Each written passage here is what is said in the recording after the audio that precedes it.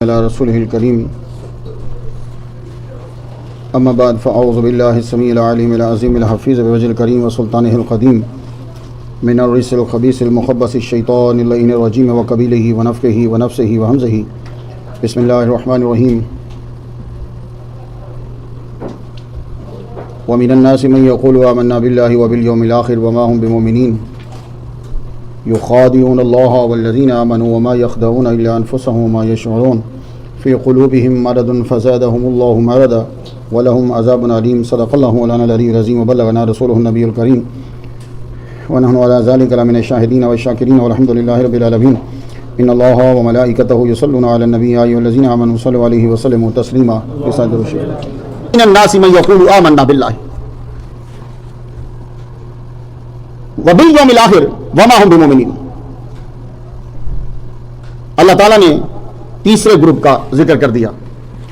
آپ کا 4 آیات میں کیا، کافر کا 2 میں کیا، منافق کا زیادہ آیات میں کیا۔ سنتے جائیے گا آگے۔ کیوں؟ اس لیے کہ آپ اعلیٰ درجے کے لوگ ہو، آپ کا واضح ہے، آپ کا ذکر پہلے کر دیا۔ کافر کا صاف پتہ چل جاتا ہے یہ بندہ کافر ہے، منافق کا پتہ نہیں چلتا۔ منافق آپ کے ساتھ رہے گا، آپ کے اندر رہے گا، آپ کو پتہ نہیں چلے گا۔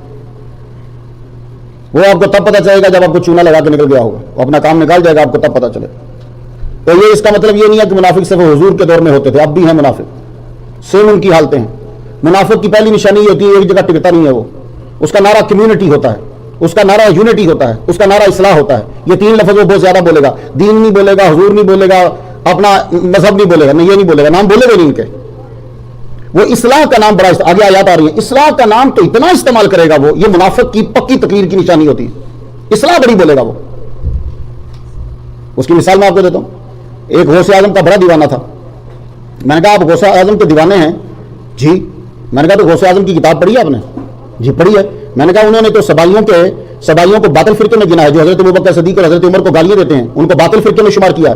اس لیے اہل تشیع اور دوسرے لوگ پاس سے گزر کے کاظمین چلے جائیں گے، غوث پاک کے دربار پہ بھی جاتے نہ غوث پاک کو مانتے ہیں۔ کیوں؟ اس لیے کہ ابو بکر صدیق رضی اللہ تعالیٰ عنہ کو گالیاں دینے والے کو انہوں نے باطل فرقوں میں شمار کرا ہے۔ تو میں نے کہا تو اچھا ہے ان کا دیوانہ ہے، تو ان کو دعوت دے رہا ہے، ان کے پیچھے نماز پڑھ رہا ہے۔ تو یہ کیا ہوتا ہے؟ ان کے دماغ میں گھسا ہوتا ہے اور بھسا ہوتا ہے کہ اصلاح ہے۔ یہ اصلاح نہیں ہے مسلمانوں، اصلاح نہیں ہے۔ تم اصلاح اپنی کرو، دوسروں کے ساتھ مل جانا اصلاح نہیں ہوتا، وہ سیاست ہوتا ہے، تاکہ جب کبھی مخالفت ہو تو یہ 2 بندے مجھے کم از کم تو پروٹیکٹ کریں، وہ یہ ہوتا ہے۔ اس لیے تم تھوڑے ہو یا زائد ہو، اپنے آپ کو ٹھیک کرو مسلمانوں، اپنے آپ کو مضبوط کرو، یہ یاد رکھنا۔ اب ان کی ذرا حالت سن لو۔ وَمِنَ النَّاسِ مَن يَقُولُ، حضور پاک صلی اللہ علیہ وسلم جب مدینہ شریف چلے گئے نا، تو مدینہ شریف میں بڑے لوگوں کی پاور تھی، ان کو توقع تھی کہ ہم لوگ سردار بن جائیں گے، ہمارے سر پر جو ہے تاج جو ہے وہ سجے گا سرداری کا۔ ان میں سے عبداللہ ابن ابی بھی تھا، ایک دوسرے بھی لوگ بھی تھے۔ لیکن جب حضور صلی اللہ علیہ وسلم مدینے پہنچے تو بات ختم ہوگی سب کی۔ اب جب بات ختم ہو گئی تو اس کے لیے اب بڑا مسئلہ بن گیا۔ اب اگر یہ مقابلے پہ آتا ہے تو مدینے کے سارے لوگ اس کے دشمن ہو جاتے ہیں۔ اس نے کہا مقابلے پہ آنے کے بجائے کیا کرو کہ تم کلمہ پڑھ لو، بس مسلمانوں کے ساتھ بھی ملو اور باقی بھی جتنے باطل فرقے ہیں ان سب کے ساتھ ملو۔ تو یہ عبداللہ ابن ابی کا کیا طریقہ تھا؟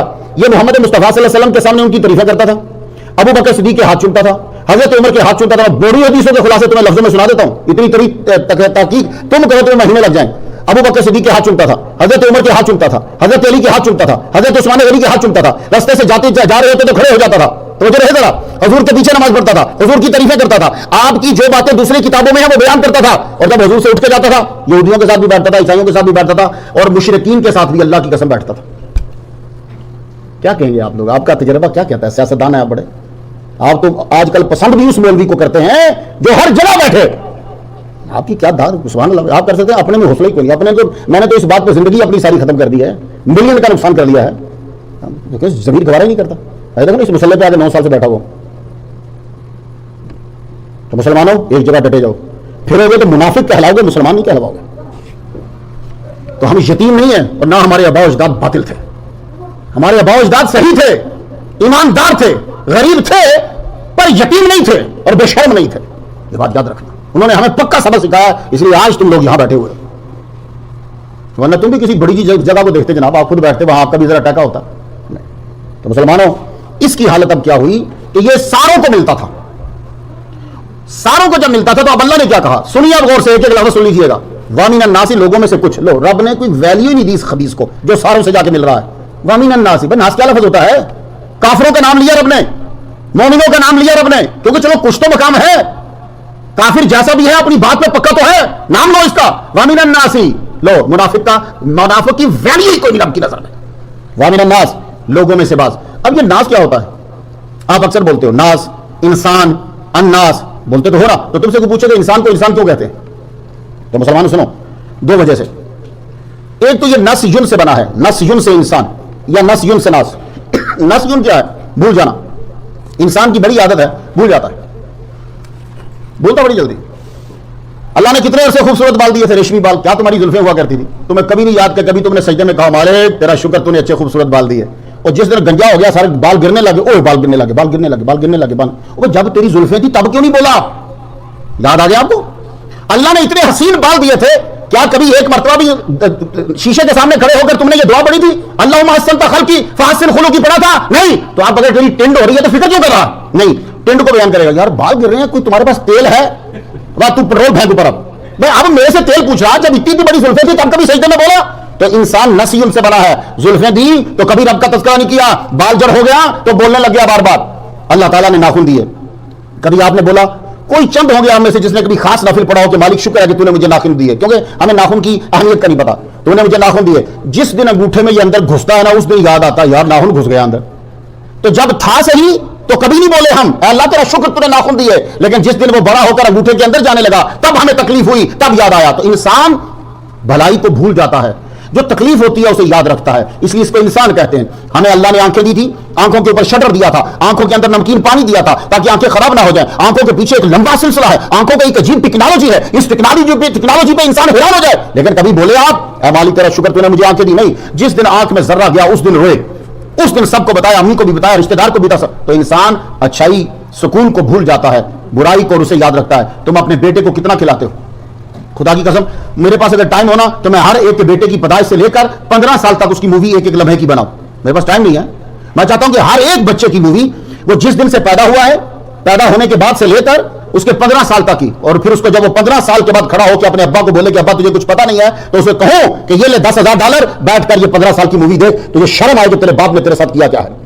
اس نے اپنے آپ کو کتنا مصیبتوں میں مشکلوں میں ڈال کے تجھے پالا, اور آج 15 سال کے بعد کہہ رہا ہے ناک صاف کرنے کا تجھے طریقہ نہیں آتا تھا, چلنے کا تجھے سلیقہ نہیں آتا تھا, بولنے کا تجھے طریقہ نہیں آتا تھا. تیرے باپ نے رات دن لگا کر اپنی جوانی اور اپنا خون صرف کر کے اپنا سکون لٹا کر تجھے پالا, اور آج کھڑا ہو کے کہتا ہے کہ ابا جی تو نے میرے لیے کیا کیا؟ وہ پھر میں اسے سارا دکھاؤں, لیکن اب دکھائے گا کیونکہ اس کے پاس اتنا بڑا ڈیٹا ہے, اتنی کتنی ٹیرا بائٹ ہے میں بتا نہیں سکتا آپ کو. سب سے بڑی دنیا میں جو ڈسک ہے وہ لوح محفوظ ہے, اتنی کوئی مائی تلال نہ بنا سکا ہے نہ بنا سکے گا. گوگل کو بڑا دعویٰ ہے کہ میں 1000 10,000 پتہ نہیں کتنے سال تک سٹور کر لوں گا, کرتا جا, لیکن وہ جو لوح محفوظ ہے اس کے اوپر اتنی سی بات اس کے اندر سٹور ہوتی جا رہی ہے. اس سے بھی کمال کا ڈیٹا سیو کرنے والی ڈرائیو جو ہے, ڈسک جو ہے, وہ حجر اسود ہے. ایسا بڑا کسی کے پاس کمپیوٹر نہیں ہے. جب سے لگا ہے قیامت تک ہر چومنے والے کے نام کا ڈیٹا, اس کے ابا جی کا نام اور وہ سن اور اس کی شکل ساری اس کے اندر سیو ہو رہی ہے. مسلمانوں تم اپنے کمپیوٹر لے کے یوں بھاگو تو ناچو, تمہارا مقابلہ کمپیوٹر حجر اسود کا نہیں کر سکتا. لوگ یہاں دوسروں سے خریدتے ہیں ڈیٹا, اور حجر اسود میرے باپ آدم علیہ السلام سے لے کے قیامت تک جب تک وہ موجود ہے, ہر ایک کا ڈیٹا, ہر ایک کا نام, ہر ایک کا پتہ وہ محفوظ کیے ہوئے ہیں. قیامت کے دن جب تم آؤ گے تو وہ بول کے کہے گا یا اللہ اس نے مجھے چوما تھا. یار ناز کرو گے تم اپنی ٹیکنالوجی پہ. تو وامن الناس من یقول, یہ جو ہے لوگ یہ کیا کہتے ہیں ان میں سے بعض, تو ناس نسیون, یہ بچہ جو ہے بھول جاتا ہے کہ میرے باپ نے کیا کیا, وہ ایک تھپڑ اسے یاد رہ جاتا ہے, تو اس لیے اس کو انسان کہتے ہیں. استاد کتنا پڑھاتا ہے سب بھول جاتا ہے, استاد کی ایک ڈانٹ یاد رہ جاتی ہے, وہ استاد کی پچھلی باتیں یہ بھول جاتا ہے. تو یہ ہے انسان, اس لیے اس کو انسان کہتے ہیں. یہ اچھائیاں بھول جاتا ہے, برائیاں یاد رکھتا ہے. آپ اپنے رشتہ داروں کو کتنے پیسے دیتے ہو؟ ہر مہینے بھیجتے ہو, خدمت کرتے ہو, تو ایک دن تم سے کوئی بات نکل گئی تو وہی بہن وہی بھائی آپ کو دکھا کے منہ نکل گیا واپس. اس نے یاد ہی نہیں کیا یار یہ 20 سال سے امریکہ سے مجھے پیسے بھیج رہا, سب بھول گیا, تو تیرا فرض تھا نا, تو کون سا مجھ پہ احسان کر رہا تھا, نکل گیا, ایک بات پہ نکل گیا. تو انسان اچھائیوں کو جلدی بھول جاتا ہے, برائی کو تکلیف کو یاد رکھتا ہے, اس لیے اس کو انسان کہتے ہیں. دیکھو بات لمبی ہوگی کیونکہ یہ درس ہے. وامن الناس, انسانوں میں سے, من یقول, جو کہتا ہے, من آمنا باللہ, میں اللہ پر ایمان لایا, وبالیوم الآخر, اور یوم آخرت پر ایمان لایا. تو آپ کی زندگی کی پہلی چیز کون سی ہے؟ اللہ پر ایمان لانا. آپ کی آخری چیز کون سی ہے؟ آخرت. بڑی اس کے بعد تو کچھ نہیں ہے نا. اللہ پر ایمان لاؤ گے احکامات شروع ہو گئے, مرنا ہے آخرت, بس ختم. تو یہ دو کا ذکر کیا, کہ آپ کو آ کے یہ کہتا ہے کہ ایمان لائے ہم اللہ پر اور یوم آخرت پر، وما ہم بمومنین، یہ مومن نہیں ہیں. لو مسلمانوں، جن چیزوں سے تم مومن بن رہے ہو انہی چیزوں کے اقرار سے وہ بندہ مومن نہیں بن رہا. تو یہ کچھ سمجھنا چاہیے نا آپ کو یار. نعت سن کے سر نہ ہلاؤ، اب قرآن سنتے بھی تو سر ہلاؤ. میں نے کئی صاحب سے پوچھا آپ نعت کیوں پڑھتے ہیں؟ کہنے لگے قرآن پڑھتے ہو تو پیسے نہیں دیتے. یہ میرے ہاتھ میں قرآن مجید ہے. مسلمانوں کیسی عجیب بات ہے کہ وہ نعت خواہ مجھے کہہ رہا ہے. میں نے کہا آپ تلاوت بہت اچھی کرتے ہیں، نعت کیوں پڑھتے ہیں؟ بولے میں قرآن مجید کی جتنی اچھی تلاوت کروں یہ کام نہیں دیں گے مجھے. اور باقی میں ایک دن مجلس میں بیٹھا، باقی کسی نے نہیں دی ہے، اور جو انہوں نے نعت شروع ہو گئے، جبکہ اپنی زندگی اس قرآن پہ لٹا دینی چاہیے تھی. مسلمانوں اس لیے تم میں نعت خواہ زیادہ ہو گئے، حافظ کم ہو گئے، عالم کم ہو گئے. اور اگلا جو دور آئے گا تمہیں مولوی بھی نہیں ملیں گے، نہیں ملیں گے تم. پھر تمہیں سیاست دان ملیں گے، مولوی نہیں ملیں گے تم. تو مسلمانوں قدر کرو. لیکن ہم لوگ مرنے کے بعد قدر کرتے ہیں. واحد ہمارا دین ہے، ہم زندہ کی قدر ہی نہیں کرتے. جب وہ مر جاتا، بڑا اچھا آدمی تھا، بڑا نیک تھا، ساری نمازیں پڑھتا تھا، تو اب بول نہ بول تیرا کیا فائدہ؟ جب وہ زندہ تھا تب تو بکواس کرتا تھا، اب وہ مر گیا، اب تیری تعریف کرنے کا فائدہ کیا ہے؟ مسلمانوں زندہ کی قدر کیا کرو تاکہ اس کو بھی کچھ فائدہ ہو جائے. اللہ پر ایمان لاتا ہے، یوم آخرت پر ایمان لاتا ہے، وما ہم بمومنین، مومن نہیں ہے یہ. تو مسلمانوں پتہ یہ چلا کہ آپ اللہ پر ایمان لائیں، آپ آخرت پر ایمان لائیں، یہ دونوں ایک شروع کی چیز ہے، ایک آخر کی چیز ہے. اللہ تعالیٰ تسلیم نہیں کر رہا. کیوں نہیں کر رہا؟ بس اس پہ ذرا غور کر لیں. اگر آپ نے غور کر لیا نا، آپ کی زندگی صحیح ہو جائے گی. آپ کو پتہ چل جائے گا کہ امام احمد رضا خان بریلوی رحمۃ اللہ علیہ ساری زندگی کیوں ہمارے لیے فکر مند رہے. پھر تمہیں وہ بندہ سب سے سچا نظر آئے گا اگر یہ آیات سمجھ میں آ گئی. پھر تمہیں سمجھ آ جائے گی کہ اس سے بڑھ کر، اس لیے میں پاگل نہیں ہوں، میرا جاہل تو ہوں میں، لیکن پاگل نہیں ہوں. کبھی کبھی یہ چیز نہیں میرے سامنے ہوتی. میں اس لیے اعلیٰ حضرت عظیم البرکت شاہ رضا خان بریلوی رحمۃ اللہ علیہ کو 15ویں صدی یعنی اس صدی کا بھی روحانی مجدد قرار دیتا ہوں. کیوں؟ بیماری سیم ہے. تو جب بیماری سیم ہے جو 14ویں میں تھی، تو علاج بھی سیم ہی آئے گا. وہ علاج کیا ہے؟ اعلیٰ حضرت عظیم البرکت شاہ رضا خان بریلوی رحمۃ اللہ علیہ.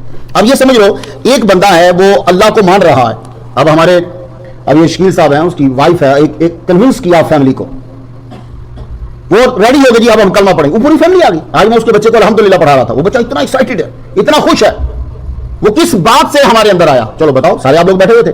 اس نے پڑھا کہ اللہ کے سوا کوئی معبود نہیں ہے، میں یوم آخرت پر ایمان لاتا ہوں. I believe in Allah. I believe in the day of judgment. I believe in all prophets. I believe in Muhammad Mustafa sallallahu alaihi wasallam. There is no God but Allah, and Muhammad Mustafa sallallahu alaihi wasallam is his final messenger. وہ یہ بول کر اسلام میں آ گیا. اور یہ لوگ بول کر اسلام سے نکل رہے ہیں. حد ہو گئی نا یار. وہ پوری فیملی اسلام کے اندر آ گئی ہے. وہ فجر کی نماز پڑھنے آ رہا ہے، وہ نمازیں پڑھ رہا ہے، وہ یہ پڑھ کر اسلام کے اندر آ گئی ہے. اور قرآن کہہ رہا ہے کہ سیم چیز وہ یہ پڑھ کر اسلام سے باہر چلے گئے ہیں. اس بات کو سمجھنا. اللہ تعالیٰ وما ہم بمومنین، وہ مومن نہیں ہیں. کیوں؟ اس لیے کہ وہ زبان سے تو کہہ رہا ہے کہ اللہ ایک ہے، وہ زبان سے تو کہہ رہا ہے کہ یوم آخرت ہے، لیکن اس کے دل میں محمد مصطفیٰ صلی اللہ علیہ وسلم کا احترام نہیں ہے. وہ ان کا دشمن ہے، وہ دشمن ہے ان کا. اس لیے اس کی توحید بھی قبول نہیں ہے، اس کی یوم آخرت پر ایمان لانا اس کا یہ قبول نہیں ہے. تو مسلمانوں دھیان دو اپنی زندگی پہ. اللہ کے بندو، یخادعون اللہ، وہ اللہ کو دھوکہ دیتا ہے، وہ اللہ کو دھوکہ دیتے ہیں. والذین آمنوا، اور مومنین کو دھوکہ دیتے ہیں. اللہ کو کون دھوکہ دے سکتا ہے یار؟ دھوکہ تو اسے دیا جاتا ہے جس کو خبر نہ ہو. آپ کو جب بھی آپ کسی سے دھوکہ کھائیں گے نا تو لا علمی میں کھائیں گے. اگر آپ کو پتا ہوگا تو آپ کو دھوکہ کو دے ہی نہیں سکتا، کیونکہ آپ کو تو آگے سے سارا پتا ہے. تو آپ دھوکہ تبھی کھائیں گے جب آپ جاہل ہوں گے. تو یہ کیوں کہ اللہ پاک کہہ رہا ہے وہ اللہ کو دھوکہ دیتے ہیں. اللہ کو تو ایک ایک چیز کا پتا ہے، صرف چیز کا پتا نہیں بلکہ چیز کے پیدا ہونے سے اس چیز کا پتا ہے. پہلے وہ پیدا نہیں ہوئی، میرا سب پتا اللہ کو. میں کہاں جاؤں گا میرے پیدا ہونے سے پہلے پتا. یہ جامعہ نہیں پڑے گا، یہ کہاں جائے گا، یہ امریکہ جائے گا، یہ وہاں پہنچے گا، یہ برکات القرآن، ہر ایک ایک چیز کا رب کو پتا ہے. کون کون اس کے سامنے بیٹھ کر اس کی تقریر سنیں گے، یہ کہاں کہاں سے پڑے گا، یہ کون کون سا لفظ بولے گا، میرا رب سب جانتا ہے. تو اس کو کون دھوکہ دے سکتا ہے؟ اب یہاں ذرا سننا. اصل میں بات یہ ہے کہ یخادعون اللہ سے پہلے لفظ رسول محذوف ہے، کہ یہ اصل میں اللہ کے رسول کو دھوکہ دے رہے ہیں. اور اللہ کے رسول کو دھوکہ دینا ایسے ہی ہے جیسے اللہ کو دھوکہ دینا ہے. اب بات واضح ہو گئی کہ یہ اللہ کے رسول کو دھوکہ دینے کی کوشش کر رہے ہیں. کیا؟ حضور پاک کے سامنے آ کے کہتے ہیں آپ بہت اچھے ہیں، آپ بڑے ٹھیک ٹھاک ہیں، ہم آپ کی بڑی عزت کرتے ہیں. اور حضور چپ کر کے سنتے رہتے تھے، حضور کچھ نہیں بولتے تھے. اس لیے یہ سارے کہتے تھے حضور کان ہیں. انہوں نے حضور کا نام کان رکھا ہوا تھا. یہ کان، اذن، کان، انہوں نے حدیثوں نے حضور کا نام یہ رکھا ہوا تھا. وہ تو میرے کان ہیں. پتہ حضور کو ہوتا تھا، حضور تو ہر چیز کو جانتے ہیں. حضور جب معراج پہ گئے تھے نا تو آپ کو سب کی شکلیں دکھا دی گئی تھی. حضور صلی اللہ علیہ وسلم کو جنتی اور دوزخی دونوں دکھا دیے گئے تھے. آپ کے دائیں ہاتھ میں کتاب تھی جنتیوں کی، آپ کے بائیں ہاتھ میں کتاب تھی دوزخیوں کی. ایک دن تو آپ نے بیٹھ کر نام شروع کر دیے، فرمانے لگے پوچھو کیا پوچھتے ہو؟ لوگوں نے اپنے ماں باپ کے نام پوچھے. پھر تو حضرت عمر یوں کھڑے ہو گئے، یا رسول اللہ معاف کر دیں، وہ اگر معافی نہ مانگتے تو میرا نبی ایک کا نام بتا دیتا. حضور معراج کی رات گئے ہیں، آپ نے دیکھا کہ کس کا گھر کہاں ہے، حضور نے دیکھا کہ ابو طالب کہاں ہے، حضور نے دیکھا کہ حسن حسین جنتی نوجوانوں کے سردار ہیں، حضور نے بتایا کہ میری بیٹی فاطمہ جنتی نوجوانوں کی جنتی عورتوں کی سردار ہے، حضرت مریم کا مقام کیا ہے. حضور تو ہر ایک کا بتا رہے ہیں، تو ان کا کیوں نہیں بتا رہے جی؟ اس کی ریزن تھی، آپ نے فرمایا ان کو رہنے دو اندر، پہلے ان کو اسلام کا مزہ لینے دو. جب یہ اسلام کو چکھ لیں گے تو جب سزا آئے گی اور اسلام ان سے ہٹ جائے گا تو پھر جو تکلیف ہوگی وہ میرے بتانے سے زیادہ تکلیف ہوگی. کیوں؟ آپ لوگوں نے بریانی کھائی ہو اور پھر بریانی آپ کی بند کر دی جائے، پھر زیادہ تکلیف ہے، اور نہ کھائی ہو تو بند ہو جائے، جو ہمیں کیا فرق پڑتا ہے. سمجھا لیا؟ آپ نے کوئی چیز کھائی ہو تو جب آپ چیز چیک کر چکے ہو، کھا چکے ہو، حیدرآباد کی لہیم آپ نے کھا لی ہو، حلیم نہیں لہیم کھا لی ہو، تو پھر نہ ملے بند ہو جائے. اگر آپ نے کباب جو ہے وہ کھا لیے ہو حیدرآباد کے تو بند ہو جائے، پھر پتہ چلتا ہے. پنجاب کی لسی پی لی ہو، بند ہو جائے. تو جو چیز استعمال کر لی ہو پھر بند ہو، پھر زیادہ تکلیف ہوتی ہے. ان کو نماز پڑھ لینے دو، ان کو ذرا آ لینے دو، قرآن سن لینے دو، ان چیزوں کا مزہ چکھ لینے دو. اس کے بعد جب ان کو مسجد سے اٹھا کے پھینک دیا جائے گا پھر پتہ چلے گا، پھر تکلیف کا احساس ہوگا. حضور صلی اللہ علیہ وآلہ وسلم نے نماز جمعہ پڑھاتے ہوگا، اٹھ تو منافق ہے، میری مسجد سے دفع ہوگا، اٹھ تو منافق ہے. لو جی اتنے بندے مسجد سے اٹھا دیے کہ باہر سے جو لیٹ آ رہے تھے وہ سمجھا شاید جمعہ ہو گیا. مسلمانوں میں کوئی بات بھی غلط کروں تو میں ذمہ دار ہوں، کیونکہ میں مسجد میں کر رہا ہوں اور قرآن ہاتھ میں پکڑ کے کر رہا ہوں. حضور نے جمعے کے دوران تقریر کرتے ہوئے ایک ایک کا نام لے کر اینڈ پہ اٹھا دیا تھا، اٹھ چل نکل، اٹھ چل نکل، اٹھ چل نکل. حضور کو پتا تھا، لیکن حضور پہلے کچھ نہیں کہہ رہے، رہنے دو ان کو، کیونکہ جن کو نہیں پتا وہ یہ سمجھیں گے کہ اپنے ہی بندوں میں جھگڑا شروع ہو گیا ہے، ان کو اندر رہنے دو اور ان کو اور تکلیف دو. وہ کیا؟ اب ذرا سنا اللہ تعالیٰ کس طریقے سے تکلیف دے رہا ہے. نماز پڑھ رہے ہیں نا، اب ان کو جماعت میں شامل ہونا پڑتا تھا، بہت بڑی تکلیف ہوتی منافق کے لیے جماعت میں شامل ہونا، یہ سب سے بڑی تکلیف ان کے لیے. اور جب نماز میں کھڑے ہو جاتے تھے کسالہ فل نیندر میں جو بندہ ہوتا ہے نا نیند میں، بس ویسے آگے نماز پڑھتے تھے، ہوش نہیں ہوتی تھی. اوپر سے پھر تکلیف، پھر زکات کا آرڈر آ گیا، اب زکات دینی پڑے گی، پھر تکلیف. اوپر سے روزے کا آرڈر آ گیا، اب روزے سارے 30 رکھنے پڑیں گے، پھر تکلیف. اوپر سے جہاد کا آرڈر آ گیا، اب جہاد کرنا پڑے گا، پھر تکلیف. یہی وجہ ہے کہ احد کے اندر یہ بندہ اپنے 300 آدمی لے کر ہٹ گیا تھا. لیکن میرے نبی کی پھر دیکھو، میرے نبی نے اس کو جب یہ مرا تو اپنا قمیص دیا. وجہ یہ ہے اس کا بیٹا مسلمان ہو گیا تھا، اس کا تو ایک دن تو اس نے پکڑ کے مارنے لگا تھا اپنے باپ کو، حضور نے چھڑا دیا کیونکہ یہ حضور کی توہین کرتا تھا، انہیں غصہ آ گیا. لیکن اب یہاں ذرا ایک جملہ سنو، میں بہت شارٹ کر جاتا ہوں، ایک پہ ہی گفتگو کروں تو بڑی لمبی ہو جائے، لیکن اب جواب یاد رکھا کرو جو میں بولتا ہوں. حضور نے قمیص کیوں دیا؟ حضور نے قمیص اس لیے دیا، ایک وجہ تو یہ ہے کہ قمیص نے کپڑا دیا تھا تو بدلہ اتار دیا، لیکن دوسرا مجھے جواب بڑا اچھا لگا. حضور قمیص نہیں دے رہے، کیونکہ میرا نبی جس کو چیز دے دے تو وہ بندہ دوزخ میں نہیں جاتا. حضور تبلیغ کر رہے تھے قمیص دے کے. آپ کے اس قمیص دینے سے کیا ہوا کہ کتنے ہی اس کی پارٹی کے آدمی سچے مسلمان محمد مصطفیٰ کے عاشق بن گئے. یہ تھی قمیص دینا، ایک تبلیغ تھی. اور اس کے بعد فوراً آرڈر آ گیا، رب نے فرمایا آج کے بعد ہے محمد مصطفیٰ نہ تو نے منافقوں کی قبر پہ کھڑے ہونا نہ نماز پڑھنی ان کی. یہ قرآن میں ہے، منع کر دیا. آج کے بعد بس جو تبلیغ ہوگی سو ہو گئی. اب آج کے بعد نہ تو نے ان منافقوں کی نماز پڑھنی ہے اور جنازے کی، اور نہ ہی تو نے ان کی قبر پہ آنا. کیوں؟ اس لیے کیا محمد مصطفیٰ جب آپ قدم رکھتے ہو، میرا نبی جہاں قدم رکھتا ہے وہاں رحمتیں ہی رحمتیں نازل ہونا شروع ہو جاتی. تو یہ جو اللہ کو دھوکہ دیتے ہیں اس کا مطلب ہے رسول کو دھوکہ دیتے ہیں اور مومنوں کو دھوکہ دیتے ہیں. تو یہ دھوکہ کس طرح دیتے تھے وہ میں نے آپ کو بتایا ہے. ایک دوسرے کو اشارہ کرتے تھے، بیٹھے رہتے تھے بیچ میں، ان کے راز لیتے رہتے تھے. راز لینے کے بعد جا کے یہودیوں کو بتا دیتے تھے، جا کے عیسائیوں کو بتا دیتے تھے، جا کے مشرکین کو بتا دیتے تھے. ان کو جب بتا دیتے تھے تو ان کے ساتھ بھی تعلقات اچھے رکھے ہوئے تھے اور اپنے آپ کو بھی بالکل ٹھیک رکھا ہوا تھا. تو مسلمانوں کچھ خدا کا خوف کرو یار. سوچ لو تمہارا نام تو ہو جائے گا اس طرح، لیکن تم بدنام فرشتوں میں ہو جاؤ گے، یہ یاد رکھنا، فائدہ کوئی نہیں ہوگا. اور ایسے غدار آدمی کو دوسرا بھی، وہ غیر بھی آپ کو اچھا نہیں سمجھتا. سمجھ آئی؟ منگولوں نے مسلمان کو بھی مار دیا تھا، اس خلیفہ کو جس نے خلیفہ کے ساتھ غداری کی تھی. اور خلیفہ کا وزیر اعظم نے کہا جب تو اپنے خلیفہ کا نہیں ہے تو ہمارا وفادار کیسے ہوگا؟ حالانکہ اس نے ہمارے 2.5 لاکھ مسلمانوں کو قتل کروایا تھا، بغداد ان کے قبضے میں کروایا تھا. اتنی بڑی چیز دینے کے بعد بھی اس نے کہا، منگولی نے کہا مار دو اس کو، یہ مسلے کو مار دو. کیوں؟ یہ جب اپنے کا وفادار نہیں تو یہ ہمارا بھی وفادار نہیں ہوگا. مسلمانوں صحیح ہو یا غلط ہو ایک چیز پہ ڈٹ جاؤ بس. اور یہ میں ایک مثال دے رہا ہوں، یہ نہیں کہہ رہا غلط پہ ڈٹ جاؤ، جو بھی ہو ڈٹ جاؤ اس کے اوپر، یہ یاد رکھنا. تو وما ہم بمؤمنین، یہ مومن نہیں ہے کیونکہ حضور کا احترام نہیں کرتے. اور اب یہ جو اللہ کو دھوکہ دینے کی کوشش کر رہے ہیں، رسول کو دھوکہ دینے کی کوشش کر رہے ہیں، یہ حقیقت میں خود ہی کو دھوکہ دے رہے ہیں، لیکن ان کو شعور نہیں ہے کیونکہ یہ جانتے ہیں کہ ہم اس طرح کامیاب ہو جائیں گے. کامیاب نہیں ہوں گے، ایسے حکام آئیں گے کہ تم دنیا میں ذلیل اور رسوا ہو جاؤ گے قیامت تک. فی قلوبہم مرض، ان کے دل کے اندر مرض ہے. فزادہم اللہ مرضا، اللہ تعالیٰ عذاب مرض کو جو ہے وہ بڑھا رہا ہے. مرض ان کے اندر کیا ہے؟ ان کو نبی کی عزت جو ہے وہ پیاری نہیں ہے، نبی کا احترام ان کو عزیز نہیں ہے. یہ ہے ان کے اندر مرض، ان کے اندر حسد ہے. یہ نبی کی دشمنی اپنے دل میں رکھتے ہیں، یہ بغض اپنے دل کے اندر رکھتے ہیں. تو اللہ پھر کیسے بڑھا رہا ہے؟ اللہ نبی کی عزت بڑھاتا جا رہا ہے. اللہ مسلمانوں کی طاقت کو بڑھاتا جا رہا ہے, اللہ تعالیٰ شریعت کے احکام کو بڑھاتا جا رہا ہے. تو جو جو نبی کی عزت بڑھتی ہے, ان کا بغض بڑھتا ہے, جو جو مسلمانوں کی طاقت بڑھتی ہے, ان کا حسد اندر سے بڑھتا ہے, جو جو احکامات بڑھتے ہیں ان پر مصیبت بڑھتی ہے, تو ادھر رحمت, تجلی, برکت, عزت, احترام بڑھتا جا رہا ہے, وہاں ان کے اندر کی بیماریاں بڑھتی جا رہی ہیں. تو گویا کہ عزت مسلمانوں کی بڑھ رہی ہے. اب دیکھو شروع میں احکام آئے 5, ان کے اوپر بھار تھے, آگے آگے 10, ان کو اب 10 کرنے پڑ رہے ہیں, پھر آگے 15, تو جو بڑھتے جا رہے ہیں ان کے لیے مصیبت پڑی ہوئی ہے. تو یہ ہے کہ ان کا مرض جو ہے وہ بڑھتا چلا جا رہا ہے. وَلَهُمْ عَذَابٌ عَلِيمٌ, ان کے لیے دردناک عذاب ہے. کافروں کے لیے کیا تھا؟ وَلَهُمْ عَذَابٌ عَظِيمٌ تھا. منافقوں کے لیے کیا ہے؟ وَلَهُمْ عَذَابٌ عَلِيمٌ, دردناک عذاب ہے. کیوں؟ بِمَا كَانُوا يَكْذِبُونَ, یہ جھوٹ بولتے تھے. مسلمانوں بس یہاں سٹاپ کرتا ہوں, میں بہت ٹائم نہیں لیا آپ کا. یہ جھوٹ بولتے تھے. تو مسلمانوں ہمارے مسلک میں جھوٹ بولنا حرام ہے. لعنت اللہ علی الکاذبین, یہ قرآن کی آیت ہے.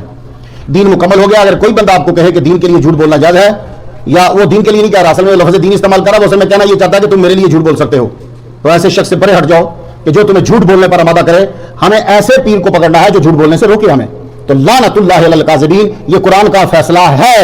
اب اس کو کوئی پیر صاحب, کوئی شیخ صاحب, کوئی لیڈر صاحب اس کو چینج نہیں کر سکتے. یہ بات یاد رکھیے گا. وہ تعریض ہے جس کو تم بیان کرتے ہو, وہ تعریض اور ہوتی ہے. وہ کبھی کوئی سمجھنا چاہے تو میں بٹھا کے آپ کو سمجھاؤں گا. تعریض کیا ہوتی ہے؟ کہ وہ انسان کے توجہ کو قریبی پہ رکھنا اور مراد اس کا دور لینا. وہ تعریض اور ہوتی ہے, وہ اور چیز ہے, وہ جھوٹ نہیں ہے, وہ تعریض ہے. تو یہ یاد رکھنا, جس جماعت میں تم جاؤ اور تمہیں پتا چلے کہ وہ تمہیں جھوٹ بولنے کا کہہ رہا ہے, فوراً واپس آ جانا. کیوں؟ ان خبیثوں کو عذاب اس لیے ہوگا بما کانوا یکذبون, یہ جھوٹ بولتے تھے, یہ ریزن ہے ان کی, یہ جھوٹ بولتے تھے. تو مسلمانوں ہمارے ہاں تو جوک کے اندر بھی جھوٹ بولنا حرام ہے. یہ حضور پاک صلی اللہ علیہ وسلم, کسی کو ہنسانے کے لیے بھی آپ لوگ جھوٹ نہیں بول سکتے. اس لیے حضور سچی باتیں کرتے. حضور جب کبھی مزاح بھی فرماتے تھے تو آپ کی مزاح میں بھی سچ ہوتا تھا. جس کو آپ لطیفہ یا چٹکلا کہتے ہو نا, تو عربی میں اس کو لطیفہ نہیں, لطیفہ عربی میں بڑی پیاری بات کو کہتے ہیں, بڑی گہری بات کو. یہ چٹکلا جس کو آپ کہتے ہو, حضور صلی اللہ علیہ وسلم کبھی مزاح بھی فرماتے تھے تو اس کے اندر سچ ہوتا تھا. جیسے ایک بڑھیا آئی, میرے لیے دعا کرو کہ میں جنت میں جاؤں. حضور نے فرمایا کوئی بڑھیا جنت میں نہیں جائے گی. وہ تو پریشان ہوگی. فرمایا لگے پریشان کیوں ہو رہی ہو؟ کوئی بھی بوڑھا جنت میں نہیں جائے گا. جو بھی بوڑھا ہوگا جوان ہو کے جائے گا. آپ سمجھ جائے گا, بات بڑی زبردست ہے. اب حضرت علی, حضرت ابوبکر صدیق, حضرت عمر یہ کھجوریں کھا رہے تھے, حضور پاک بھی کھجوریں کھا رہے تھے. تو کھجوریں ہی ہوتی تھی, وہ کھجوریں کھاتے تو سارے صحابہ کیا کر رہے, کھجور خود کھا جائیں, گٹھلی حضرت علی کے سامنے رکھ دیں, اور جب ساری ختم ہوگی تو حضرت علی رضی اللہ تعالیٰ کے سامنے کافی ڈھیر لگ گیا. تو کہنے لگے دیکھو ہم نے تو کھجوریں کھائی ہیں, تو حضرت علی نے ہم سے بھی زیادہ کھائی ہیں, دیکھا سب سے زیادہ گٹھلی ان کے آگے ہیں. تو مولا علی فرمانے لگے اچھا پھر تو اس سے یہ ثابت ہوا کہ میں گٹھلی نکال کے کھاتا رہا, تم گٹھلی سمیت ہی کھاتے رہے ہو. تو بھائی بات سمجھ میں آتی ہے. میری بات, ایک صاحب آئے, یا رسول اللہ مجھے اونٹ دے دیجئے. اس وقت بڑی امیر ہو گئے تھے مسلمان, مجھے اونٹ دے دیجئے, تو میں ذرا سفر کرنا ہے دور جا. میں تمہیں اونٹ کا بچہ دے سکتا ہوں. یا رسول اللہ تو میں بچے پہ بیٹھ کے کیسے جاؤں گا؟ آپ نے کہا بھائی ہم تو تمہیں اونٹ کا بچہ دیں گے. تو پھر آپ نے بلایا اس کو, ذرا اونٹ لانا, اونٹ لا کے دیا گیا. یا رسول اللہ یہ بچہ تو نہیں, فرمانے لگے یہ بھی کسی کا بچہ ہی ہے, یہ سیدھا بڑا پیدا نہیں ہوا. تو بھائی یہ ان باتوں میں سچائی ہے. تو مسلمانوں جب اس طرح کی تمہیں جو ہے وہ اجازت ہے تو ماشاءاللہ اللہ تعالیٰ تم پہ کرم فرمائے, اور میرا رب میری حاضری بھی قبول کرے اور تمہاری بھی. تو اللہ تعالیٰ سب پہ رحمت نازل فرمائے. وآخر دعوانا الحمدللہ رب العالمین. ہمیں زیادہ تر انڈیا سے جتنے میں پڑھتا ہوں وہ دعا کا کہہ رہے ہوتے ہیں, بھائی انڈیا والوں آپ تو ہمارا سرمایہ ہو. یہ بات نہیں ہے, اس لیے ہمارے باؤ اجداد, ہمارا تصوف, ہمارا سب کچھ, میرے تو سارے استاد ہی انڈیا کے ہیں بھائی صاحب. تو آپ یہ نہ کہو کہ نام نہیں لے رہے تو دعا نہیں کر رہے. مسلمان کہیں بھی ہو, میری تو دعا کے اندر رہتا ہے. مسلمان کسی جگہ پہ ہے, بنگلہ دیش میں ہے, برما میں ہے, انڈیا میں ہے, پاکستان میں ہے, فلسطین میں ہے, جورڈن میں ہے, کسی جگہ دنیا کے کسی کونے پہ بھی ہے, تو میری تو یہ دعا رہتی ہے کہ اللہ تعالیٰ مسلمان جہاں ہے, مسلمان بچی جہاں ہے, اللہ تعالیٰ اس کو حفظ و امان میں رکھے. چلو جس ملک سے سن رہے ہو سب کے سب لوگ اب دعا کے لیے ہاتھ ذرا بلند کرو. آمین. اللهم صل على سيدنا محمد وعلى آل محمد وعلى محمد وصحبه محمد وبارك وسلم. یا رب لك الحمد كما ينبغي لجلال وجهك وعظيم سلطانك. یا ارحم الراحمین, ہماری آج کی حاضری اپنی بارگاہ میں قبول فرما. پروردگار عالم یہ جتنے لوگ بیٹھے ہیں انہوں نے یا اللہ افطاری بھی یہاں لوگوں کے لیے مدد کی ہے, افطاری بھی کروائی ہے, روزہ انہوں نے خود بھی رکھا ہوا تھا, تراویح بھی ادا کی ہے, تراویح میں قرآن سنا ہے یا اللہ تعالیٰ. اور قرآن سننے کے بعد یہ سب کے سب لوگ پھر بیٹھ گئے کہ قرآن کیا کہہ رہا ہے. تراویح پڑھنے کے بعد, تراویح میں قرآن سننے کے بعد پھر قرآن سمجھنے کے لیے بیٹھے. یا اللہ ان کا بیٹھنا اپنی بارگاہ میں قبول فرما. اے پروردگار عالم جتنے لوگ سن رہے ہیں یا سن نہیں پائے یا سنیں گے, یا اللہ تعالیٰ سب کے لیے قرآن سننے کی برکت سے یا اللہ تعالیٰ قیامت کے دن حساب و کتاب ہمارا معاف فرما دینا مالک. یا اللہ تعالیٰ جن لوگوں نے روزہ رکھا ہے یا روزہ رکھنے میں مدد کیا, افطاری میں یا سحری میں پکایا ہے یا کھلایا ہے یا رکھا ہے, یا اللہ تعالیٰ سب کو دونوں جہاں میں بھلائی عطا فرمانا. یا اللہ تعالیٰ جس بھی ملک کا باشندہ ہمیں سن رہا ہے, ہمارے ساتھ ہے یا ہمیں سنے گا, یا اللہ تعالیٰ اس کو جو بھی مشکل ہے دور فرما دے مالک. کوئی گھر کی مشکل ہے, کاروبار کی مشکل ہے, یا اللہ تعالیٰ صحت کی مشکل, کوئی بھی شاہ ہے یا اللہ تعالیٰ سب دور فرما. اے پروردگار عالم ہم تجھ سے سلامتی کی دعا مانگتے ہیں, یا اللہ دونوں جہاں میں سلامتی عطا فرما مالک. یا اللہ تعالیٰ ہم تجھ سے نسألک المعافات فی الدنیا والآخرہ, معافات مانگتے ہیں, سلامتی و خیر و عافیت مانگتے ہیں, سب کو عطا فرما مالک. یا اللہ جن کی بچیاں جوان ہیں ایک سبب پیدا فرما دے, اور جن کی بچیوں کی شادیاں ہو چکی ہیں یا اللہ تعالیٰ ان کے گھروں میں رحمت رحمتیں نازل فرما یا اللہ تعالیٰ جو بچے پڑھ رہے ہیں اے پروردگار عالم یہاں کے بچے اور بچے یا جہاں کے بھی ہیں یا اللہ تعالیٰ سب بچوں کو یا اللہ تعالیٰ اپنے امتحان میں اسکالرشپ عطا فرما مالک یا اللہ تعالیٰ سب بچیوں اور بچوں کو اپنی حفظ و امان میں رکھنا مالک قرآن اور حدیث پہ عمل کرنا آسان فرما دے مالک یا اللہ میری انتظامیہ جو ہے یہ مسلمانوں کے لیے یہاں آنے والوں کے لیے کام کرتی ہے اللہ انہیں بھی دن دگنی رات چوگنی ترقی عطا فرما یا اللہ تعالیٰ مسلمان کہیں بھی ظلم کی چکی میں پس رہے انہیں نجات عطا فرما خاص طور پہ دعا تیری بارگاہ میں آج یہ ہے یا اللہ تعالیٰ مسلمان ممالک کے حکمرانوں کو ہدایت عطا فرما دے مالک یا اللہ تعالیٰ یہ اسلام اور اپنے ملک اور اپنے مسلمانوں کی مدد کے لیے کام کریں چاہے سیٹ پہ آ کے کریں یا سیٹ سے اتر کے کریں یا اللہ یہ اسلام کے لیے کام کرنے کی انہیں توفیق عطا فرما اور سارے اسلامی ممالک کے اداروں کو بھی اسلام کے لیے کام کرنے کی توفیق عطا فرما مالک اے پاک یا اللہ پاک سب کے رزق میں برکت پیدا فرما دے دعا مانگنے والوں کے ایمان جان مال عزت و آبرو کاروبار میں برکت پیدا فرما پروردگار عالم جب وقت آئے تو خاتمہ ایمان پہ فرمانا اور جب جا رہے ہو تو یہ کلمہ زبان پہ جاری فرمانا لا الہ الا اللہ محمد الرسول اللہ صلی اللہ علیہ وسلم محمد و آلہ و صحبہ اجمعین.